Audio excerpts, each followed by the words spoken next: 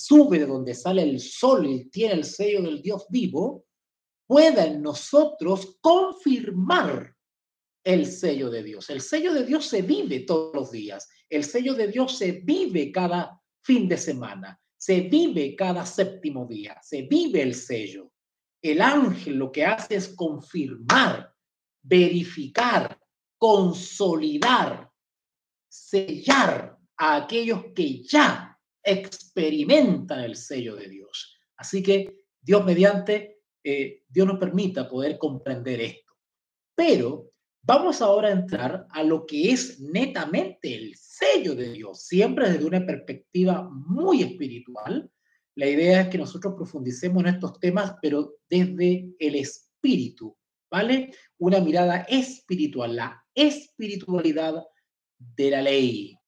De hecho, hay un libro maravilloso del Espíritu y Profecía que se llama El discurso maestro de nuestro Señor Jesucristo. Seguramente alguno lo tiene ya en papel el libro. Si no, pueden conseguirlo a través de la aplicación, ¿no es cierto? Ustedes la instalan en el teléfono la aplicación y hay un librito que se llama El discurso maestro de nuestro Señor Jesucristo. Muy lindo. Y ahí hay un capítulo justamente que se llama La espiritualidad de la ley. ¿Vale? Si yo no le estoy diciendo nada nuevo que yo inventé, lo que hablo está basado en la palabra de Dios y en el espíritu y profecía. Yo de ahí me he inspirado para poder enseñarles a ustedes. ¿Vale?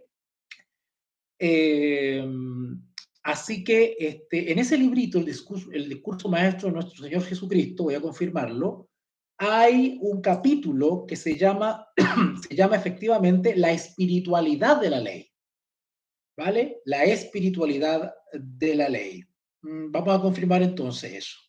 Yo les recomiendo que se lean ese capítulo porque tiene que ver con lo que estamos tocando ahora, que es la espiritualidad de la ley. Es decir, comprender el propósito de la naturaleza de la ley de Dios, no en un sentido legal, normativo, superficial, legalista, farisaico, hipócrita, sino desde una perspectiva espiritual. El Señor Jesús busca y quiere adoradores en espíritu y en verdad. Y nosotros tenemos que entender las cosas de Dios desde el espíritu y con el espíritu.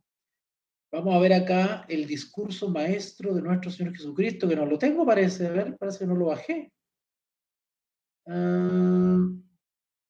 Consejo sobre salud. Hoy no está. A ver, no. Acá está. El discurso maestro, exactamente. En el libro El discurso maestro de nuestro Señor Jesucristo hay un capítulo, que si no me equivoco es el capítulo 1, 2, 3. El tercer capítulo se llama La espiritualidad de la ley. Y hoy ustedes van a complementar y fortalecer todo lo que estamos viendo aquí ahora, ¿vale? Ok. Pero vamos a seguir con la pauta. Y la pauta tiene que ver con basarnos en el libro Eventos de los Últimos Días. En ese libro vamos al capítulo 15, que se titula El sello de Dios y la marca de la bestia. Ya vamos más adelante a hablar sobre la marca de la bestia, y eso va a estar bien entretenido porque nos vamos a ir a meter a Apocalipsis 13 y vamos a analizar Apocalipsis 13. Vamos a ver todo eso en contraste con el sello de Dios. Solo que ahora estoy desarrollando el sello de Dios primero. En el capítulo 15, el sello de Dios y la marca de la bestia, hay un subtítulo. Ese subtítulo dice, ¿qué es el sello de Dios? ¿Qué es el sello de Dios? Y ella acá, la autora, nos da 1, 2, 3, 4, 5, 6, 7 citas. 7 citas donde ella explica qué es el sello de Dios, para que lo tengamos súper clarito y no estemos confundidos. Vamos a leer lo que el mismo Espíritu de Profecía dice que es el sello de Dios. ¿Vale? Al comprender qué es el sello de Dios, inmediatamente vamos a tener una idea automática que es la marca de la bestia. Y eso va a echar por tierra a los tontos de la verdad presente que están difundiendo conceptos equivocados respecto a la marca de la bestia. Hay algunos que están diciendo que la marca de la bestia es el veneno, ¿cierto? Otros dicen que es un chip. Increíble, gente que dice que es la verdad presente está diciendo eso, ¿verdad? Y se basa en videos que andan dando vuelta en YouTube. A mí me parece increíble. Pero bueno, hay gente para todo. Vamos a aclarar qué es el sello de Dios con el mismo espíritu de profecía. 7 citas que nos van a dejar claro respecto a eso. Pero, como todos los mensajeros, hemos sido llamados a difundir la verdad, pero la verdad con apellido. Hemos sido llamados a difundir la verdad presente. ¿Qué quiere decir eso? La verdad presente. La verdad presente quiere decir la verdad del Evangelio, de todo el Evangelio, es decir, de toda la palabra de Dios, pero a la luz de los acontecimientos proféticos actuales. Eso quiere decir la verdad presente. Es decir, vamos a hablar, por ejemplo, de la parábola de las 10 vírgenes, pero en el contexto actual. Estoy dando un ejemplo. Podemos hablar de la marca de la bestia, podemos hablar de cualquier otra cosa del Evangelio, de la palabra de Dios, pero con una aplicación actualizada. Eso es la verdad presente. ¿Ya? Ok. Y si el tiempo nos alcanza, porque tenemos 1 hora, si el tiempo nos alcanza, si no lo haré mañana o pasado. Saludo a Moira, llegó Moira. Faltaba Moira para ya poner la aceleradora a esto. Vamos a intentar, o voy a intentar conectar el tema del sello de Dios con los 144.000. Ahora, ¿por qué pongo tanto énfasis en los 144.000? Porque efectivamente cada uno de nosotros debería estar desarrollando las características de los 144.000, independiente de que si seremos o no seremos considerados en ese grupo especial, independiente de eso. Pero las características espirituales de un 144.000 tenemos que poseerlas todos. Ya sea que Dios te indique o te tome para ser mártir, para bajar al descanso antes del conflicto. Digo conflicto, me estoy refiriendo a promulgación de la ley dominical nacional en los Estados Unidos. ¿Vale? Quiero dejar claro ese tipo de vocabulario para que estemos claros de lo que estamos hablando. Como cuando hablamos de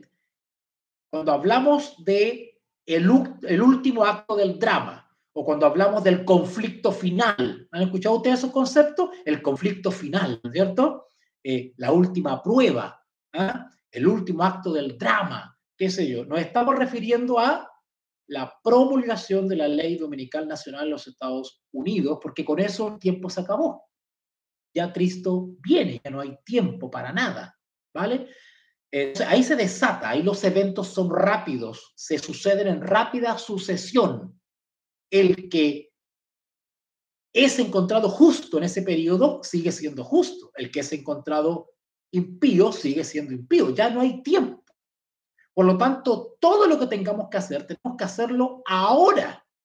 Por eso el énfasis que este servidor pone en los 144.000 en relación con el sello. Primero, porque los 144.000 son sellados. ¿Vale? Segundo, porque la misma Biblia nos da características espirituales de los 144.000 y que son características que tienen que ver con la perfección del carácter. Por lo tanto, todo sellado tiene las características de un 144.000, independiente que tú llegues o no a ser parte de ese grupo.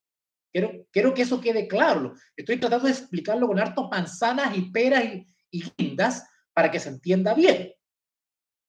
Independiente de que el Señor te considere para ser parte del grupo literal de los 144.000 o no, como creyentes en el Dios verdadero, tenemos ahora que desarrollar las características espirituales de un 144.000, descritas en Apocalipsis capítulo 7.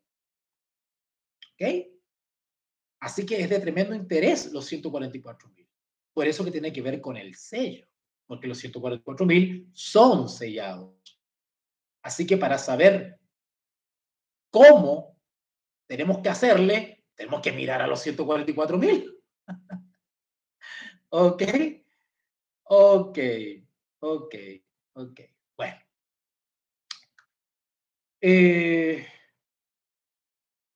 Vamos entonces a iniciar con la palabra de Dios. Vamos a Apocalipsis capítulo 7. Vamos a poner esto para acá porque el teclado no creo que lo use.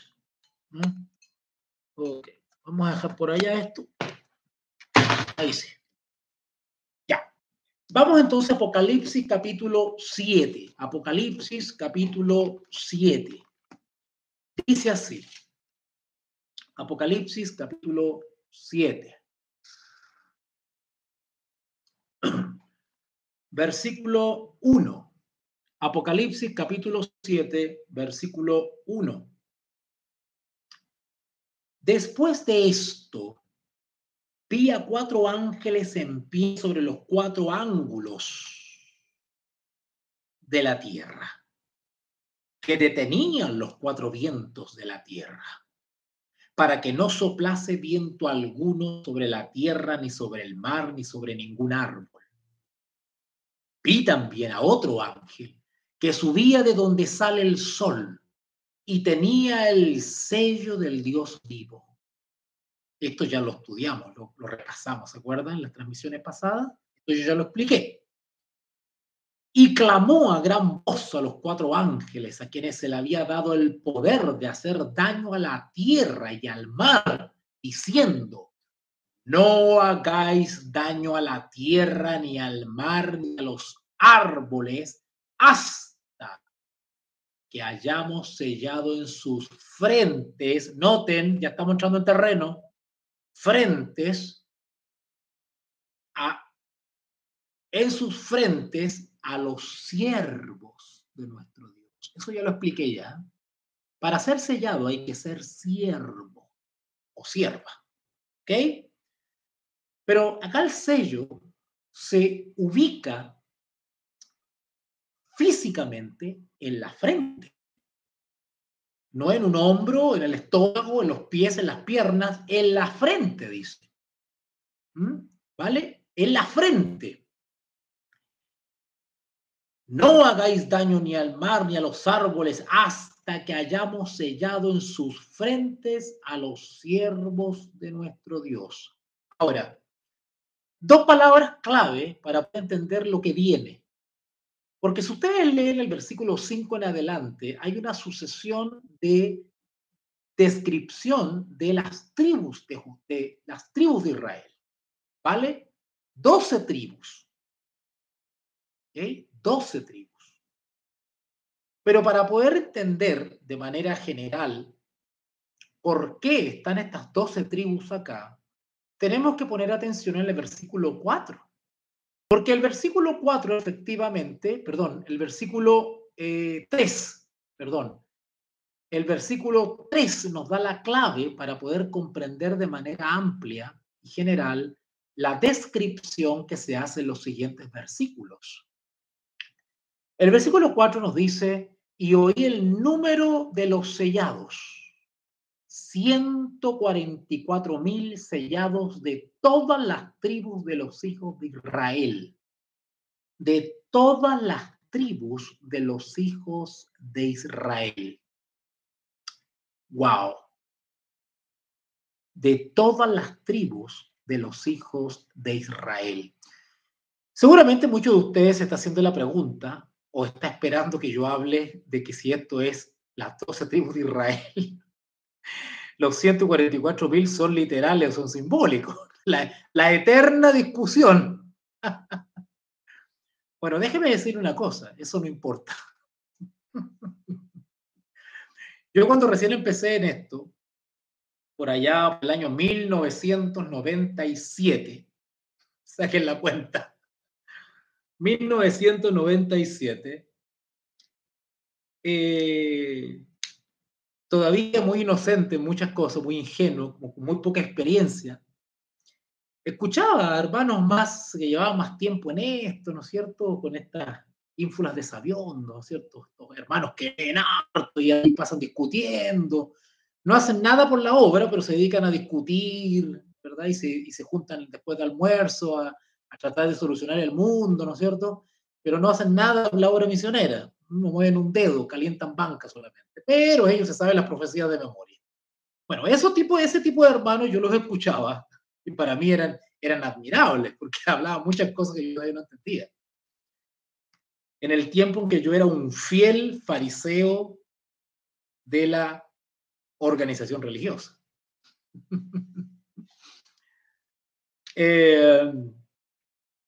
Y estaba esa discusión de que si era literal, era simbólico, y que aquí, que allá, y estaba toda esa discusión. Hasta que me encontré con una cita del Espíritu y Profecía donde decía justamente, la hermana Elena decía, que es, vamos a buscar esa cita ahora mismo. A ver, vamos a buscar esa cita ahora mismo. Donde ella dice claramente nuestra actitud respecto a este tema de los 144.000. Ella dice, ella comenta, dice, acá, en el libro Mensajes Selectos, tomo 1, Mensajes Selectos, tomo 1, página 205. Pero la cita también está incluida en el libro Eventos de los Últimos Días, capítulo 18. Hay una cita que dice, no es la voluntad, perdón, no es su voluntad, la de Dios, no es su voluntad que entren en controversias por cuestiones que no los ayudarán espiritualmente. Interesante. El consejo de Elena está en concordancia con lo que venimos conversando nosotros acá. Nosotros cuando abordamos un tema bíblico tenemos que abordarlo espiritualmente. Tenemos que rescatar el sumo del texto y no entrar en controversias, porque no es para edificación. Entonces yo recuerdo que en ese tiempo estaban los literalistas y estaban los simbolistas, ¿cierto? Mensajes selectos, tomo 2, página 205, exactamente. Y eventos de los últimos días, página 108. Ah, perfecto, tenés la página tú. Yo no tengo la página acá, tengo el capítulo nomás, el capítulo 18. Bueno, capítulo 18.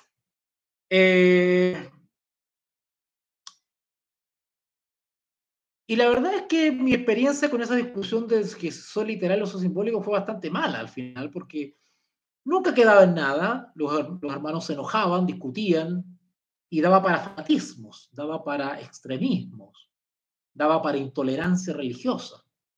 Y ese no es el camino, ¿vale? Dice acá, no es su voluntad que entren en controversias por cuestiones que no los ayudarán espiritualmente, tales como quiénes han de componer los 144.000. Fuera de duda, esto lo sabrán dentro de poco los que sean elegidos de Dios. O sea, lo van a saber. Quienes sean parte, vayan a formar parte de los 144.000, ¿vale? Lo van a saber. ¿Se acuerdan que ayer, en el video que me censuraron hoy día, se acuerdan que les hablé de que los elegidos de Dios sabrán, al fin y al cabo, que están sellados? Porque las plagas no los tocarán y a su alrededor estarán cayendo miles. Como Ezequiel en el capítulo 9, que también lo analizamos ayer, pero ya no lo pueden ver porque está censurado. Creo que todavía está en Facebook, en el muro de Facebook. Creo que todavía está el video, pero en YouTube lo censuraron. ¿Vale? Entonces, ¿quiénes han de componer los 144.000? No lo sabemos. Solamente lo sabrán aquellos que sean elegidos de Dios. ¿Vale? Así que cuidado con eso, no especulemos. Agradezco los comentarios de mucho cariño que me ponen ahí, ¿no es cierto? Que yo puedo ser un 144.000, se lo agradezco mucho, pero no sabemos. No sabemos, porque yo también puedo caer, yo también puedo apostatar y puedo renunciar. ¿Vale? Estamos todos en una carrera a la perfección. ¿Ok? Así que, pues, quiero leer otra cita que está acá. Perdón. Sigo con Apocalipsis capítulo 7. Apocalipsis capítulo 7. Entonces el versículo 3 nos da una pista o una clave para poder comprender el resto de versículos. El versículo 3 dice lo siguiente, Apocalipsis 7.3. Apocalipsis 7.3. Diciendo, no hagáis daño a la tierra, ni al mar, ni a los árboles, hasta que hayamos sellado en sus frentes a los siervos de nuestro Dios. ¿Qué podemos rescatar de este texto? Muy sencillo. El sellamiento o la determinación o designación o señalamiento o apartamiento de los 144.000 se produce antes del cierre del tiempo de gracia. Eso lo tenemos claro. ¿Por qué? Porque acá dice, no suelten los vientos hasta que sean sellados. O sea, no se desatan los 4 vientos, es decir, fin del tiempo de gracia, derramamiento de las plagas. No se debe realizar eso hasta que se termine la labor de sellamiento. Y cuando hablamos de la labor de sellamiento, estamos hablando de los 144.000. Por lo tanto, el sellamiento de los 144.000 se realiza antes del fin del tiempo de gracia. Es decir, durante la vigencia de la ley dominical nacional en los Estados Unidos. ¿Se entiende? Los 144.000 hacen su aparición durante el apogeo de la ley dominical nacional en los Estados Unidos. Es decir, el mundo está experimentando la intolerancia religiosa, la unión de la Iglesia y el Estado, o bíblicamente, la formación de la imagen de la bestia, ¿ok? La formación de la imagen de la bestia, y cuando se forma la imagen de la bestia, o promulgación de la ley dominical nacional en los Estados Unidos, hacen su aparición los 144.000. Y los 144.000 realizan una labor contra el tiempo. Porque cuando empiezan a aparecer los 144.000 aquí y por allá, en todas partes del mundo, los elegidos del Señor, bajo el poder total de la lluvia tardía, en lo que se conoce como el movimiento del fuerte pregón o último Pentecostés, segundo y último Pentecostés final en el planeta Tierra, que prepara, que realiza la cosecha, ¿verdad? Entonces, cuando se realiza eso, está en plena vigencia la imagen de la bestia. Y ahí se producen toda una serie de situaciones que no vamos a hablarlo ahora, pero ustedes ya lo conocen, como el famoso, se agudiza el tiempo de angustia, ¿no es cierto? Se llega al clímax del tiempo de angustia, ¿no es cierto? Del tiempo de angustia previo, digamos, se agudiza el tiempo de angustia previo, se agudiza el zarandeo, se dividen las aguas, comenzamos a ver intolerancia religiosa, la ley civil es invocada sobre sobre quienes tienen objeción de conciencia, es decir, aquellos que se mantienen firmes sus convicciones. Comienza la traición y la entrega de hermanos, ¿no es cierto? Comienzan los asesinatos selectivos, ¿cierto? Comienzan los asesinatos por intolerancia religiosa, donde los demonios humanos de la verdad presente, los impíos del tercer ángel, comienzan a entregar a las autoridades o a soplar la ubicación de los hijos de Dios.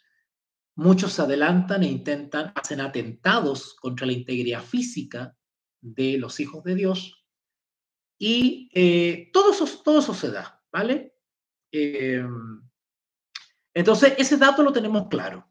El sellamiento de los 144.000 se produce durante el apogeo de la imagen de la bestia, la marca de la bestia, ¿no es cierto? Y antes del fin del tiempo de gracia, es un corto periodo. Por eso que la labor de los 144.000 es una labor contra el tiempo, porque la gracia se está cerrando. Se están ofreciendo las últimas oraciones en el santuario celestial. Se está cerrando la puerta del arca y rápidamente comienzan a ver convertidos a la verdad presente.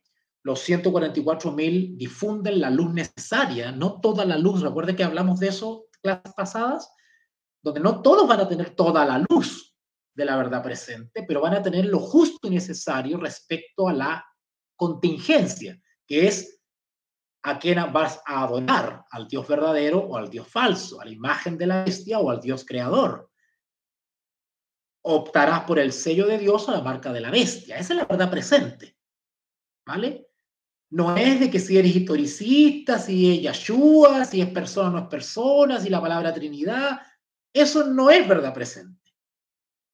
Eso los hijos de Dios lo tienen claro. Los hijos de Dios no andan discutiendo esas tonteras. Los hijos de Dios tienen claro el Evangelio, clarito. No andan con fantasía, que la fecha para la segunda venida, 2031, no andan con esas disparatadas. Los hijos de Dios están claritos. Tienen claro el mensaje del Evangelio. No entran en esas pachotadas. Porque los 144.000 no hablan mentira, tienen claro el mensaje, no andan confundidos. Todos estos afiebrados y psicópatas que andan con estas controversias, si siguen así, van a recibir la marca de la bestia. Y por supuesto que ni sueñen ser un 144.000, por supuesto. Quiero dejar eso claro, ¿vale? Así que tenemos ese dato entonces, ¿ok? Los 144.000 entonces son sellados antes del fin del tiempo de gracia, según el versículo 3, Apocalipsis 7:3. No hagáis daño a la tierra, ni al mar, ni a los árboles, hasta que hayamos sellado en sus frentes. Otro dato interesante, sus frentes. Esto es súper importante, el tema de la frente. Noten, pongan atención lo que estoy diciendo, porque si no entendemos estas pequeñas señales, estos conceptos del versículo 3, estos datos que nos entrega el versículo 3, no vamos a tener una idea de por qué en el resto de los versículos se nombran las tribus de los hijos de Israel. ¿Vale? Recuerden, analicemos el mensaje bíblico espiritualmente, para beneficio espiritual. Acá no se trata de entrar en controversias teológicas. Se trata de rescatar, usando la teología, el beneficio espiritual del texto. La teología, que es una disciplina académica, científica, técnica, es una herramienta para beneficio espiritual. No tenemos que usarla para entorpecer la enseñanza bíblica. Hay hermanos que le tienen miedo a la teología. Uy, teología, estudió teología. No. El que es un buen teólogo utiliza las herramientas técnicas de la teología para beneficio espiritual. Y no se deja llevar por los egos, ¿cierto? Y hace las cosas más complicadas para parecer más sabiondo. No, al contrario. Por eso que defino mi estilo de enseñanza como teología vulgar.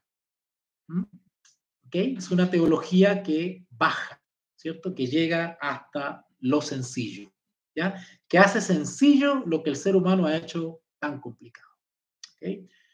Entonces, tenemos ese dato. En sus frentes. ¿Qué quiere decir eso? Que el sello es puesto en la frente, no puede ser puesto en otra parte, en la nuca. Bueno, en la cabeza, ya está. Pero específicamente en la frente. Interesante. en la frente. Ya vamos a ver, gracias al Espíritu de Profecía, vamos a ver qué pasa con eso, porque en la frente. ¿Ya? Ok. Capítulo 15.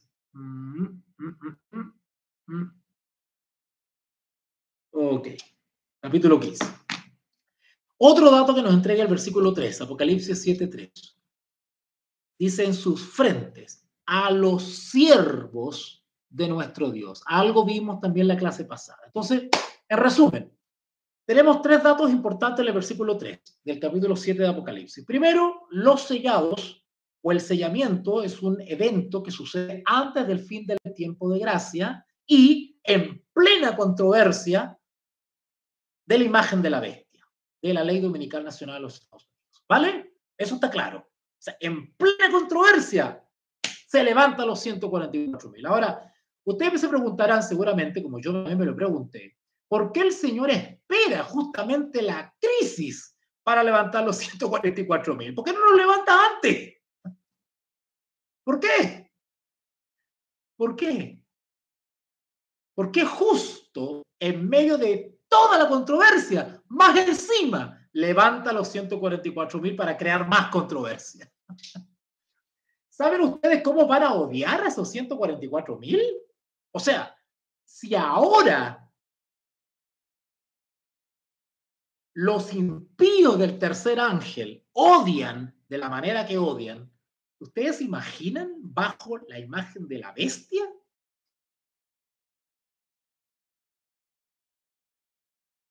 Si ahora que no hay controversia aparente respecto al movimiento dominical, que aparentemente no hay una amenaza tan evidente respecto a una promulgación de la ley dominical, están actuando como están actuando,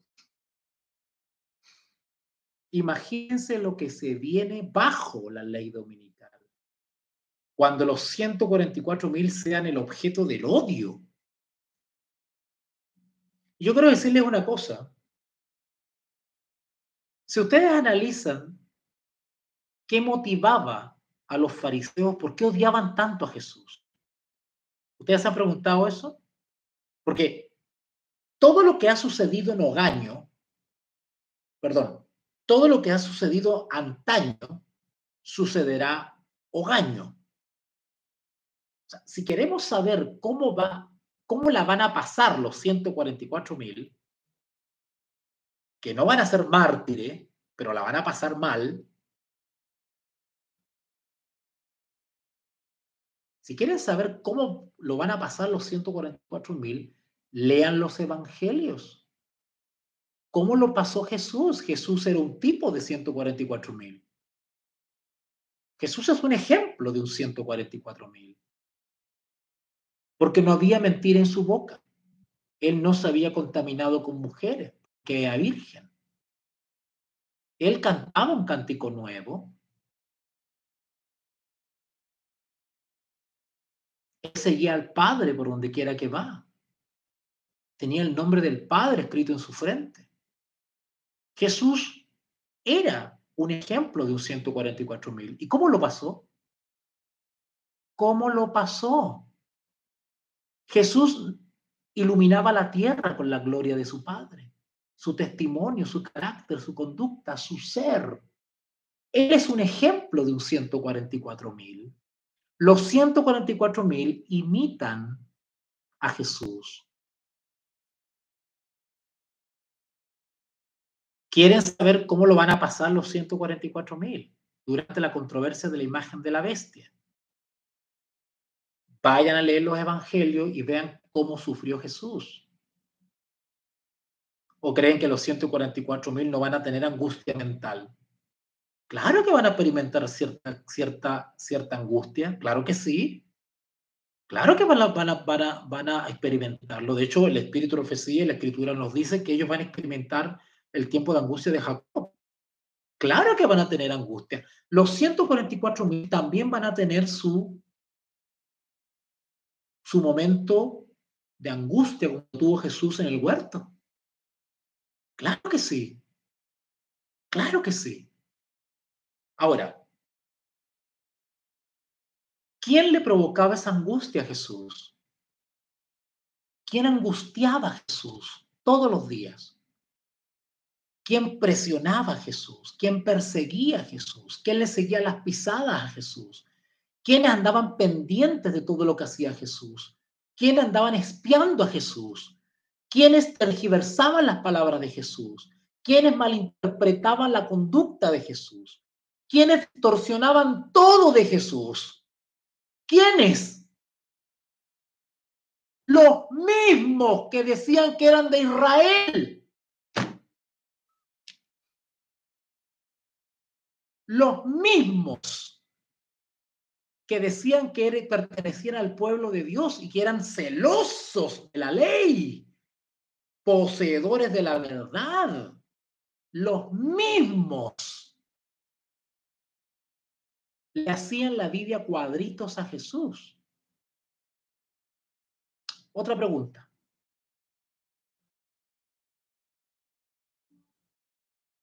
¿Qué motivaba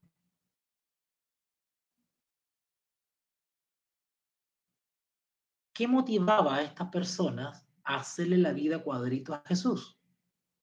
¿Qué los motivaba? ¿Qué dice la Escritura? ¿Qué dice la Escritura? ¿Qué cosa motivaba a esta gentuza a hacerle la vida a cuadritos a Jesús? A angustiar a Jesús. ¿Se acuerdan? ¿Alguien lo puede escribir en el chat? ¿Mm?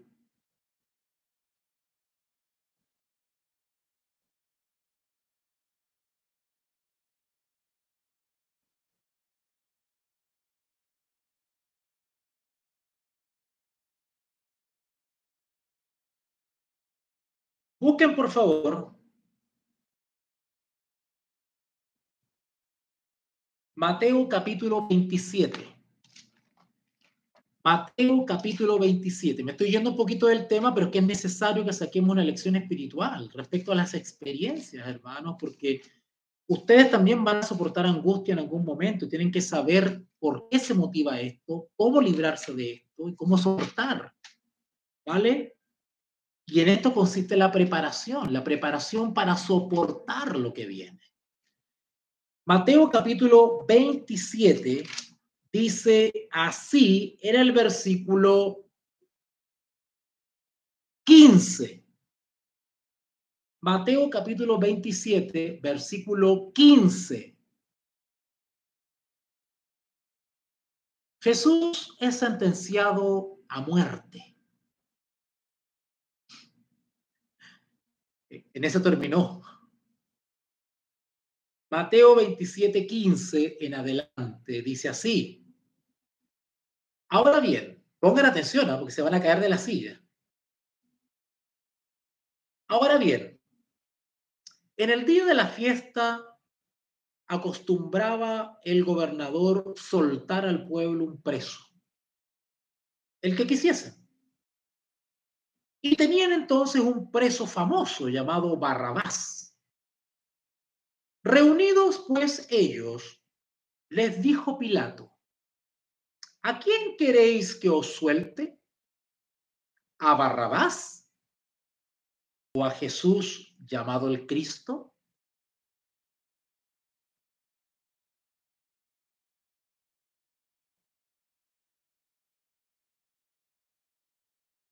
¿Se fijaron cómo se expresó Pilato de Jesús?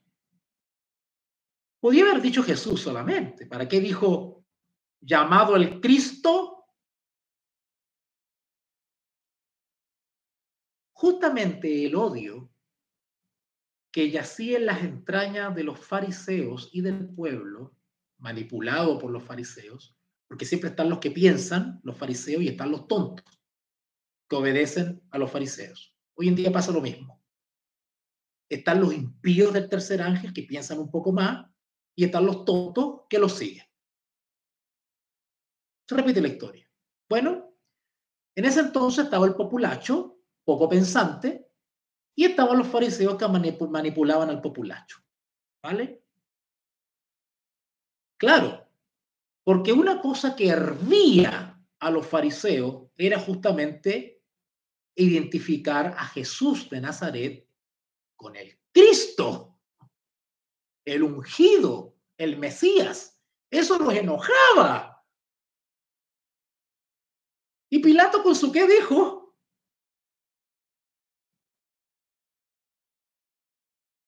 ¿a quién queréis que os suelte? ¿A Barrabás o a Jesús llamado el Cristo? Porque puede haber dicho Barrabás, el ladrón. Bueno, todos sabían que era ladrón. Pues dice la escritura que era famoso. Era famoso. No había necesidad de decir lo que era Barrabás. Pero Jesús de Nazaret, el humilde carpintero, llamado el Cristo.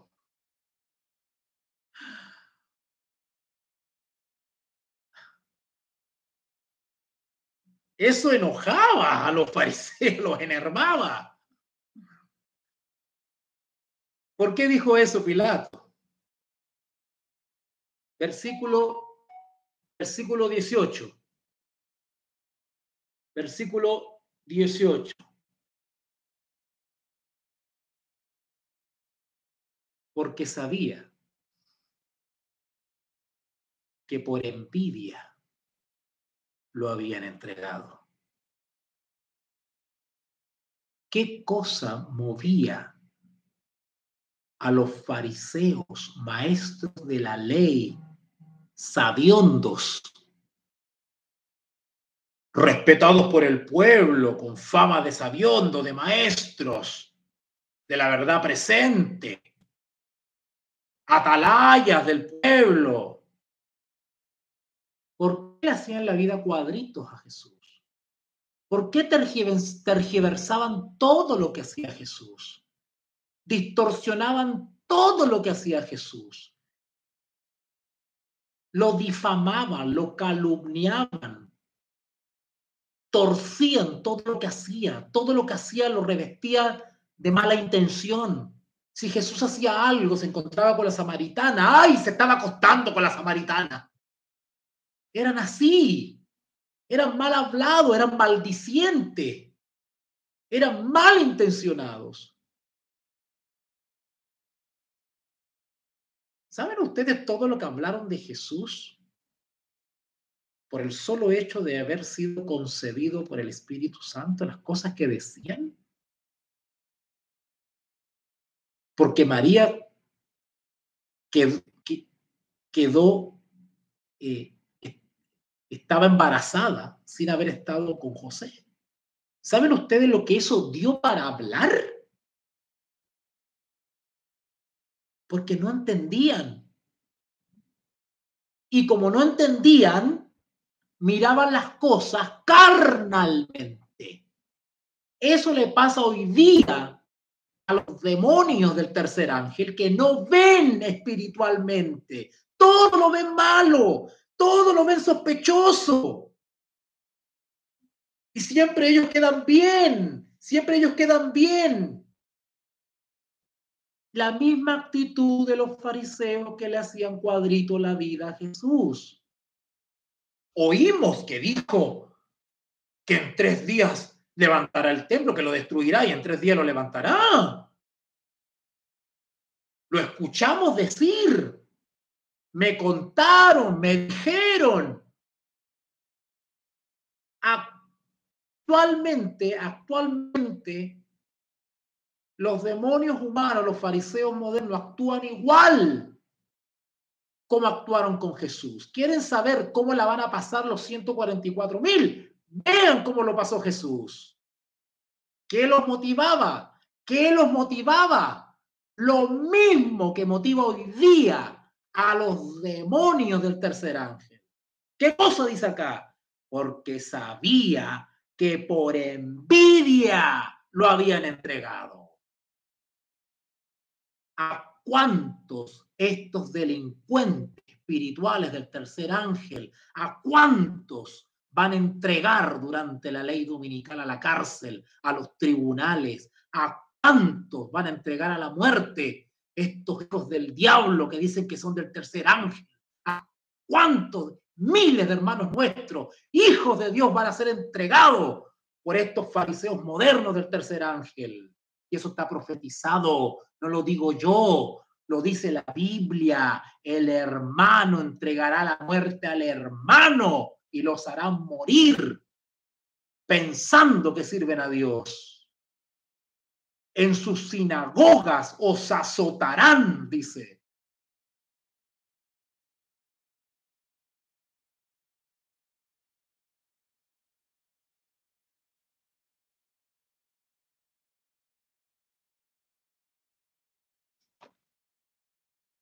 Muchos que profesaron creer el mensaje del tercer ángel abandonarán su fe. Era engrosar las filas de la oposición, uniéndose con el mundo y participando de su mismo espíritu. Llegarán a ver las cosas bajo el mismo aspecto. El hermano entregará la muerte al hermano. Quiero leerles una cita que antes me sabía de memoria, ya me olvidé ya. Hay una cita que está en el libro Conflicto de los Siglos. ¿Ah? ¡Ay! Sacó su licenciatura en teología en Babilonia. Yo no le estoy hablando nada de Babilonia acá, yo le estoy hablando según la escritura y el espíritu de profecía. He leído miles, no miles, docenas y docenas de filósofos y no he renunciado a la verdad presente. Tengo diplomados universitarios, 10 diplomados universitarios en filosofía por varias universidades de las más prestigiosas de Chile. Y mi fe está fundada en la palabra de Dios y en el espíritu y profecía. No me han movido un ápice. Sí, mi licenciatura en teología deriva de una universidad protestante. Pero yo pertenezco a la verdad presente de todo corazón. No me han movido un clavo. Un clavo me han movido. Pero los tontos no entienden. No entienden. Dice en el Conflicto de los Siglos una cita escalofriante, que ustedes la conocen, pero seguramente no la han ubicado en el contexto que esta se va a dar. Dice así esta cita.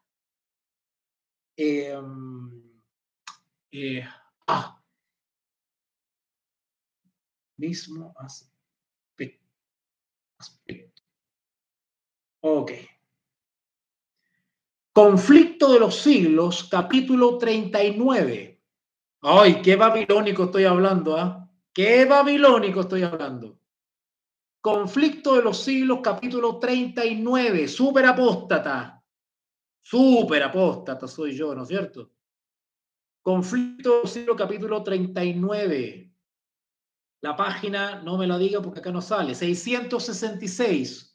Conflicto de los Siglos, página 666. Conforme vaya acercándose la tempestad. Cuando ella habla de la tempestad, se está refiriendo a la promulgación de la ley dominical nacional, porque eso se va a anunciar. ¿Vale? No es que yo hoy día me acuesto y mañana en la mañana me entero que se promulgó la ley. No, esto se va a dar a conocer. Nosotros vamos a saber que esto se está gestionando en el Congreso de los Estados Unidos. Lo vamos a saber. ¿Vale? Conforme vaya acercándose la tempestad, muchos que profesaron el mensaje del tercer ángel, pero que no fueron santificados por el amor a la verdad. ¿Qué le pasó a los fariseos en el tiempo de Jesús? ¿Tenían la verdad? Sí, teóricamente la tenían, pero no fueron santificados por ella, porque no la obedecían. Los fariseos no vivían los principios de la ley. Eran superficiales, normativos, legalistas, hipócritas. No vivían la ley. Eso es, el no vivir los principios de la ley es no ser santificado por la obediencia a la verdad. ¿Se acuerdan que les expliqué que cuando tú vives los principios de la ley, tu vida, tu ser es transformado? Eres distinto. comienzas a vivir como Jesús, pero que no es santificado por la obediencia a la verdad, dice acá que abandonarán su fe. O sea, seguirán profesando que son de la verdad presente, pero serán instrumentos de Satanás, porque no discernirán las cosas como las disciernen los hijos de Dios.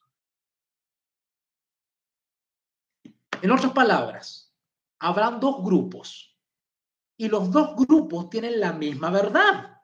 Teóricamente, tienen la misma información, los mismos libros, todo lo mismo. Pero hay un residuo que sí está experimentando los principios de la ley y la gran mayoría no. A eso se refiere ella cuando dice acá, conforme vaya acercándose la tempestad, muchos que profesaron creer el mensaje del tercer ángel, pero que no fueron santificados por la obediencia a la verdad. ¿Qué sucederá? Van a ver las cosas distintas a como las ve el que sí ha asimilado los principios de la ley. ¿Se están dando cuenta? Esto es un asunto de visión espiritual, de discernimiento.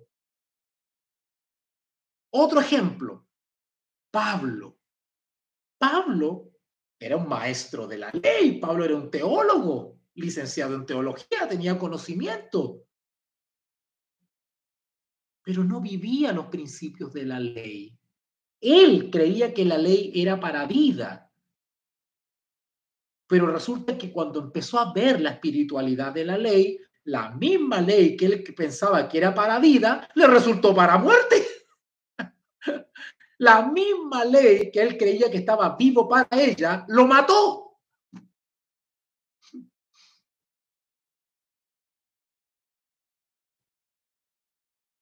Pero gracias a Dios Pablo pudo convertirse. A Pablo le faltaba convertirse. A los fariseos en el tiempo de Jesús les hacía falta convertirse. Por eso actuaban como actuaban, porque no eran convertidos, no eran hijos de Dios, no habían nacido de nuevo. Los demonios del tercer ángel actualmente le está pasando lo mismo. No están convertidos, no han experimentado la gracia de Cristo y por eso no ven y todo lo malinterpretan y su mente sucia, cochina, todo lo ven malo.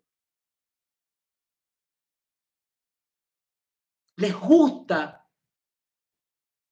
el que los miren como referentes, como líderes del tercer ángel, pero no han asimilado los principios de la ley en su vida y sin darse cuenta están siendo instrumentos para perseguir a los hijos de Dios. Eso es lo que están haciendo ahora. Conforme vaya acercándose la tempestad, muchos que profesaron creer en el mensaje del tercer ángel, pero que no fueron santificados por la obediencia a la verdad, abandonarán su fe e irán a engrosar en su conducta, en su testimonio personal, irán a engrosar las filas de la oposición, claro, porque en su ceguera comenzarán a oponerse a los hijos de Dios, como se oponían a Jesús, creyendo que estaban haciendo lo correcto y que Jesús era el enemigo. Ellos miraban a Jesús como si fuese el enemigo de la fe.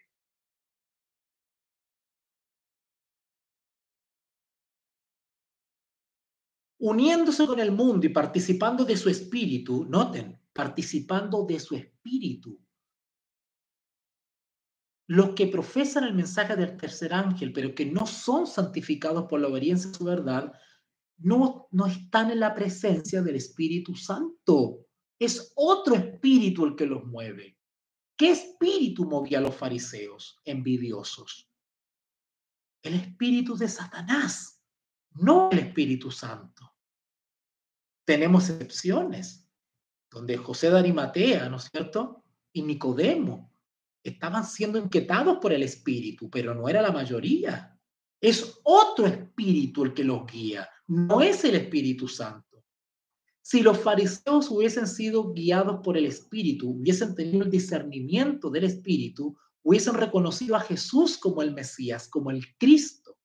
Pero sin embargo, como era otro espíritu el que tenían, se enojaban cuando reconocían a Jesús como el Cristo. ¿Y por qué pasaba esto? Porque eran carnales, no espirituales. ¿Qué quiere decir carnales? Quiere decir que los dominaba su propia naturaleza caída. No había muerto al yo. Y al dominar su naturaleza caída, afloran todos los defectos y los frutos de la naturaleza caída, de la carne. ¿Cuál? La envidia. No dominaban los principios de la ley, el amor. No, dominaban los principios de la carne, la envidia, los frutos de la carne. Por eso que Pilato sabía que por envidia lo habían entregado.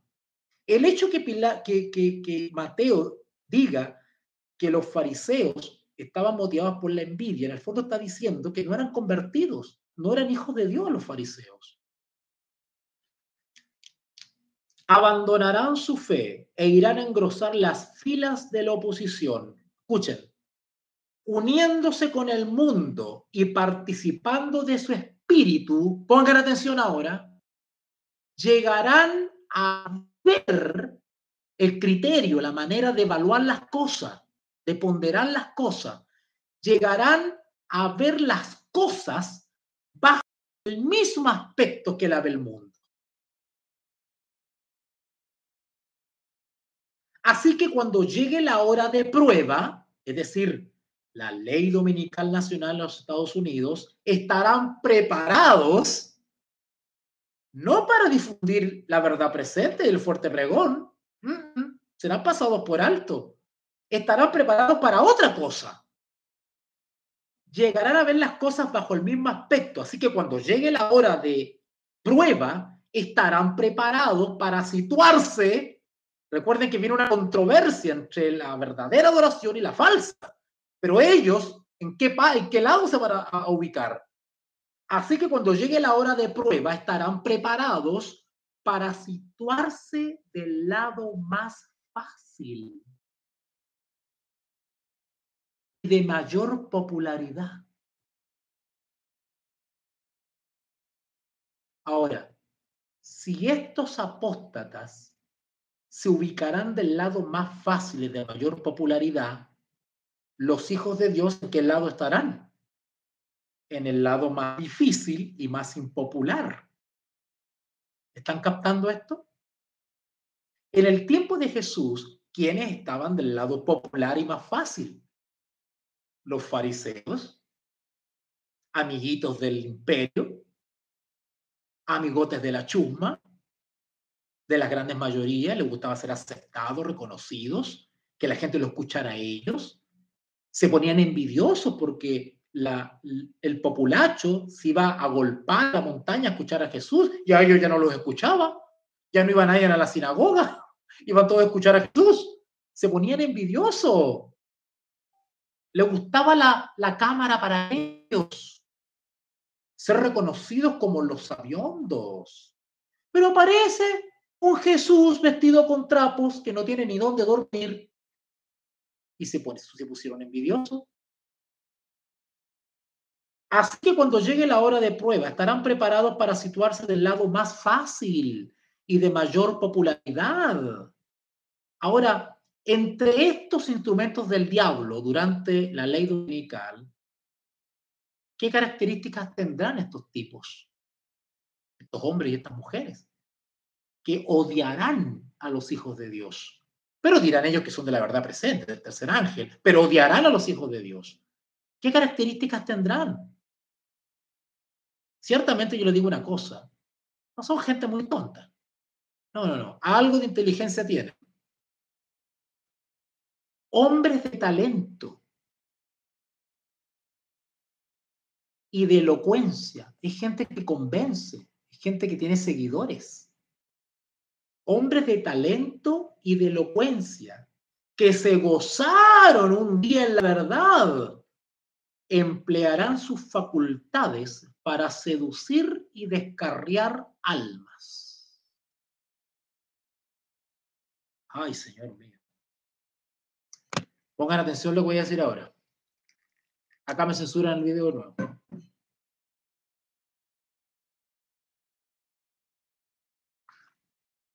Se convertirán Hermano, a mí me llega esto, porque yo lo experimento. Este servidor lo experimenta. Entonces yo sé lo que significa esto, porque yo lo vivo, estoy acostumbrado, pero todavía no viene lo más fuerte. Se convertirán en los enemigos más encarnizados de sus hermanos de antaño.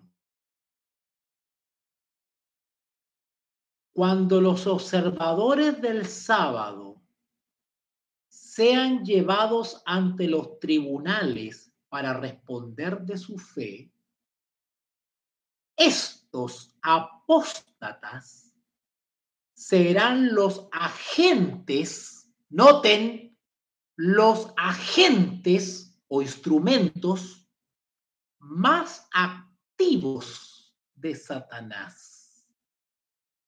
¿Para qué? ¿Qué van a hacer contra nosotros? ¿Cuál es su herramienta preferida?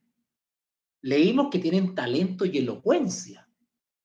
Elocuencia quiere decir que tienen facilidad de palabra, son convincentes. Convencen a los torpes. A los que no piensan mucho los convencen rápido. A los despistados, a los ingenuos, los convencen rápido. Porque son elocuentes. Pero usarán esa habilidad para perseguir a los hijos de Dios. Acá dice, cuando los observadores del sábado sean llevados ante los tribunales para responder de su fe, estos apóstatas serán los agentes más activos de Satanás para calumniarlos y acusarlos y para incitar a los magistrados contra ellos por medio de falsos informes. ¿Cómo entregaron a Jesús? Igual. Entregaron a Jesús igual. Para calumniarlos y acusarlos y para incitar a los magistrados contra ellos por medio de falsos informes. Eso de falsos informes es lo mismo que falsos testimonios e insinuaciones. Insinuar algo es como, mira, yo creo, yo sospecho que este hermano, pero no hay pruebas. No hay pruebas.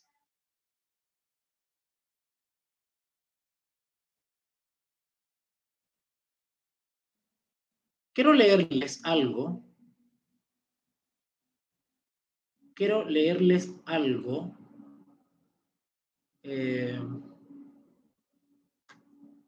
No sé si lo tengo por acá, no lo tengo aquí. Lo tengo lo tengo en el otro teléfono, lamentablemente. Bueno. Quería leerles una situación que se dio hoy día por redes sociales. A ver si puedo. No lo tengo. No lo tengo en este teléfono. ¿Hay alguno de ustedes por ahí en su teléfono que tenga el pantallazo de lo que hoy día compartí en el grupo sobre las fotos de mi graduación de licenciatura en teología? ¿Alguien tiene el pantallazo de esa foto? ¿Me la puede enviar al Messenger de Heraldo Teología Docente, por donde estoy transmitiendo ahora? Alguien podría enviarlo por el Messenger, por donde chateamos por el Messenger, Esclavo de Jesús. A ver si pueden enviar ese pantallazo por ahí, por favor. Si hay alguien que lo puede enviar. Por favor. El pantallazo que hoy día compartí sobre algo que salió en las redes sociales, sobre unas imágenes, donde yo salgo recibiendo mi título, mi licenciatura, ¿no es cierto? La compartí en el grupo, a ver si alguien me puede enviar esa foto al Messenger. al Messenger de...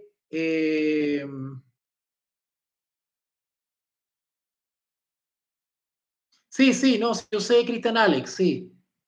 Pero necesito la foto, a ver si me mandan la foto. Por el Messenger, por el chat esclavo de Jesús. Gracias, ahí llegó, perfecto. Ahí llegó. Gracias, Marley, te quiero mucho. A ver si se ve ahí. No se ve, porque brilla mucho, ¿verdad? No se ve, no se ve. Bueno, ahí está. Ahí algo se ve, ¿cierto? Algo se ve. Bueno, ustedes conocen esa foto. Yo compartí porque es un logro personal, gracias Moira, me siento feliz por ese logro, por ese esfuerzo, y quise compartir con muchos de ustedes un par de fotos donde un profesor me hace entrega de mi licenciatura, de mi título de licenciado en teología. ¿Vale? Sí, ya me lo enviaron. Gracias, Cristian Alex. Ya me lo envió Moira. Bueno, como me siguen las pisadas y están atentos a todo lo que hago, y literalmente se andan averiguando todo para ver qué distorsionan, a ver con qué salgo, bueno, copiaron mis fotos y lo han hecho difundir por algunas redes sociales miembros de una secta fanática llamada Dentistas Historicistas. Estos locos que se creen más especiales porque usan el principio historicista de interpretación, cosa que no es ninguna novedad. Todos los hijos de Dios somos historicistas, ¿verdad? Vemos en la historia el cumplimiento de la voluntad de Dios, eso no es ninguna novedad, no es nada peculiar. Pero ellos se creen especiales porque se identifican con eso, ¿cierto? Junto a otros desequilibrados más, y sacaron un pantallazo, ¿no es cierto? Y esto lo hacen difundir por todas las redes sociales. Voy a leerlo. Tengan cuidado. Este es Walter Gallardo, alias Walter, con H, que es mi nombre de YouTube, de youtuber. Alias Walter, un estafador, ladrón, mercader de la fe, que no es adventista. Ladrón del nombre Ministerio Clamor Final Internacional, un nombre que inventé yo, pero él me dice que soy ladrón, que yo me robé ese nombre de alguna parte. Un nombre que yo inventé el año 2015. Que después le llamó Movimiento Clamor Final Internacional. Ese fue un cambio que yo hice para cambiar un poquito el logo. Entonces, en vez de Ministerio, lo cambié por Movimiento, pero eso es algo de mi autoría. Yo soy el autor intelectual de ese nombre. Pero según él, yo me robé el nombre a alguien. Y ahora está desesperado por robarle, no sale más, me imagino robarle los diezmos a la gente, seguramente, dice ahí. Luego dice acá, tengan todos mucho cuidado con este lobo vestido de oveja, es un lobo rapaz, ha sacado título de teología entre los babilónicos. Y yo sé quiénes son las personas que están detrás de esto, no las voy a nombrar, muchos de ustedes ya saben ya quiénes son, los mismos de siempre. Y ponen mi foto ahí, ¿no es cierto? Ellos exponen mi foto, mi imagen, con mi profesor, que no tiene ninguna culpa en eso, ahí está, adventista historicista. ¿Y qué sacan con esas ínfulas de adventistas historicistas? ¿Qué sacan con eso si son unos calumniadores? Imagínense. Estafador, ladrón, mercader de la fe, lobo vestido de oveja, lobo rapaz, tengan cuidado.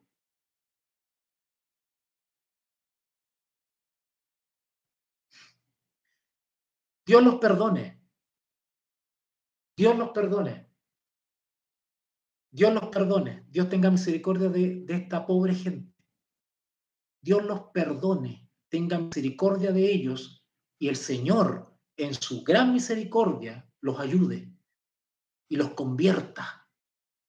Que la gracia de Jesús, que su sangre preciosa los limpie de todo pecado. Que el Espíritu Santo los toque para moverlos a arrepentimiento. Que los saque de esas tinieblas en las que están. Porque no saben el daño que están haciendo. No saben lo que están haciendo. Miles de personas leen esto. Miles de personas, gente buena, lee esto.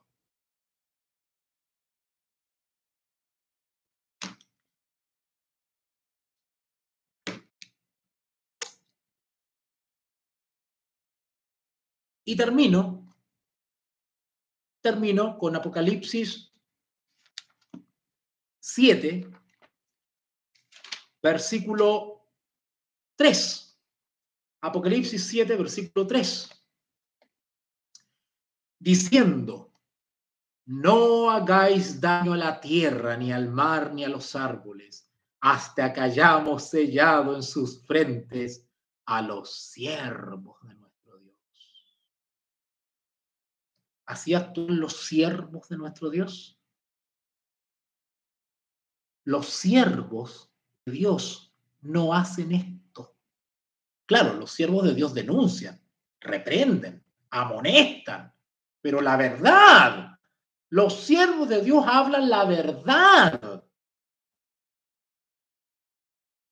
Pero esto no es la verdad. Pero acá dice atentistas y toicistas.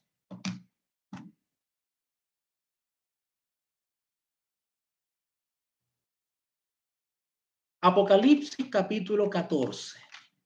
Vamos a ver cuáles son las características de los siervos de Dios. ¿Cuáles son los siervos de Dios? ¿Son siervos de Dios estos que están acá? Vamos a ver. Vamos a aplicarle la regla bíblica, a ver si pasan. ¿Qué les parece? Antes de terminar, apliquemos la regla bíblica a estas personas. A ver si pasan la prueba. ¿Vale? Apliquemos la regla bíblica. Apocalipsis capítulo 14. Con esto termino, ya, para no aburrirlo. Y además que yo también quiero ir a tomar algo.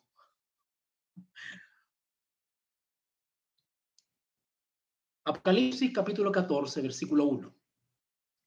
Después miré, y he aquí el Cordero que estaba en pie sobre el monte de Sión.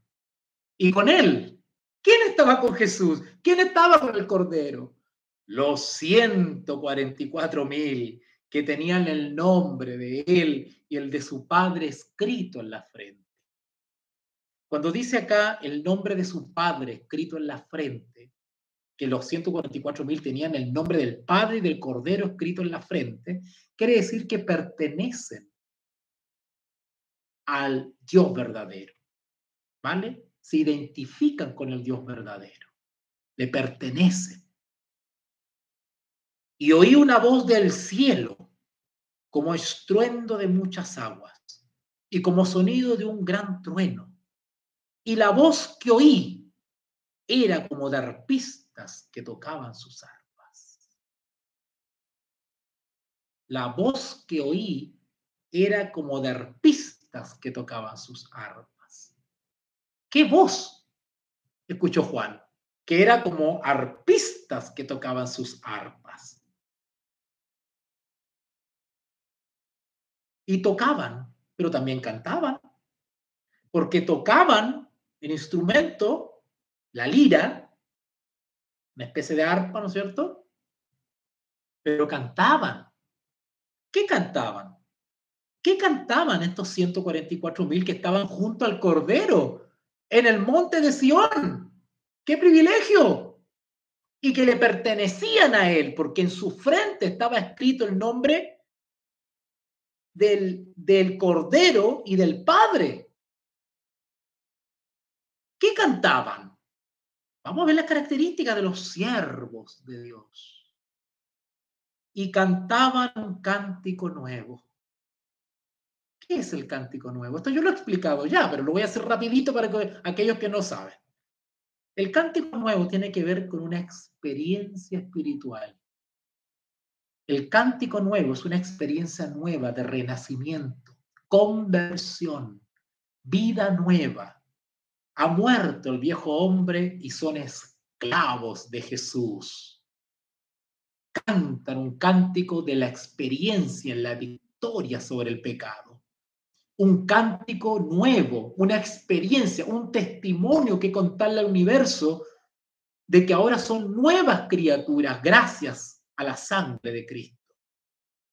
Hablan un cántico nuevo, cantan un cántico nuevo, un nuevo idioma, el idioma de Canaán, porque ha quedado atrás el viejo hombre y han experimentado la justicia de Cristo, el renacimiento, un nuevo hombre según Cristo, y cantan un cántico nuevo delante del trono y delante de los 4 seres vivientes y de los ancianos, los 24. Y una característica de este canto: nadie podía aprender el cántico. O sea, los que cantan este cántico nuevo no lo pueden enseñar a otros. Cada cual debe aprender ese cántico por sí mismo. Es un cántico individual, porque es un cántico de la experiencia espiritual a solas con Jesús. Cada 144,000 aprendió solito ese cántico a solas con Jesús. Jesús le enseñó el cántico. Jesús le enseñó a cantar ese cántico. Nadie se lo puede enseñar, solo Jesús le puede enseñar ese cántico. Es un cántico de su experiencia con el vid. Es un cántico de la experiencia de la comunión con Cristo. El cántico es un fruto de la relación personal con Jesús. Y por eso ellos pueden experimentarlo y cantarlo, porque es un cántico de su experiencia. Y nadie podía aprender el cántico, sino aquellos 144,000 que fueron salvados, redimidos de entre los de la tierra. ¿Qué otra característica más tienen los 144,000? Los siervos de Dios, los sellados durante la imagen de la bestia, antes que se desaten los vientos. Estos son los que no se contaminaron con mujeres.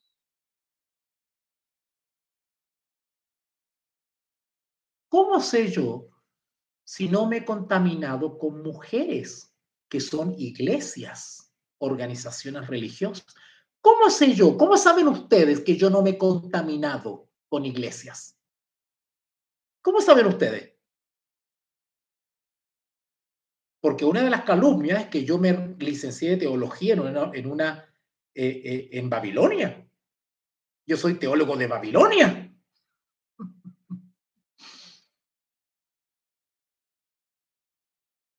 ¿Pero eso quiere decir que yo me he contaminado con mujeres?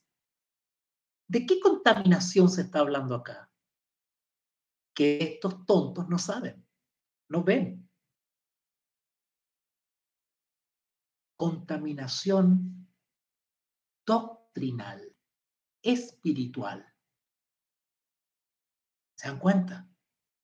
Tú puedes sacar tu título de médico en una universidad mundana, pero eso no quiere decir que tú apostatas de la verdad. Tú puedes leer 3 o 4 libros de Friedrich Nietzsche, filósofo alemán, pero eso quiere decir que tú te vas a contaminar con mujeres. Eso quiere decir que vas a apostatar de tu fe. Y si tú te mantienes firme, ¿cuál es el problema? Mientras nuestra fe, del punto de vista doctrinal, del punto de vista escritural, esté intacta, tú no te has contaminado con mujeres. ¿Se está entendiendo? ¿Se está entendiendo?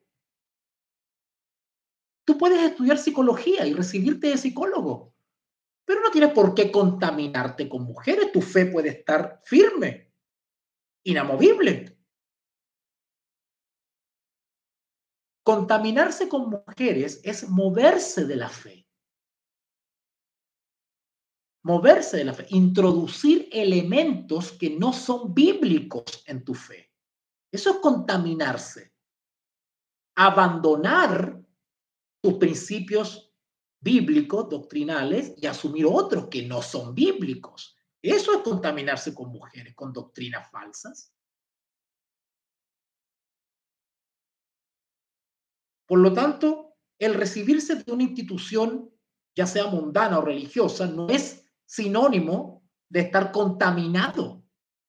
Tú estás contaminado cuando introduces en tu fe elementos que no tienen apoyo bíblico. Pero si tú hablas conforme al escrito está y al espíritu de profecía, tú no estás contaminado con mujeres.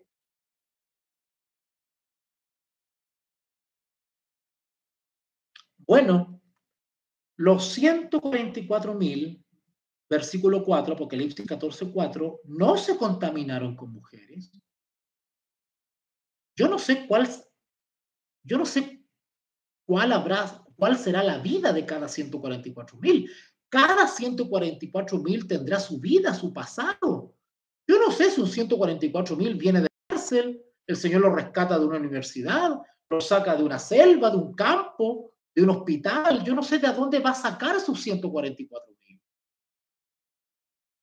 Pero ciertamente la Escritura dice que no se contaminaron con mujeres, independiente de dónde vengan.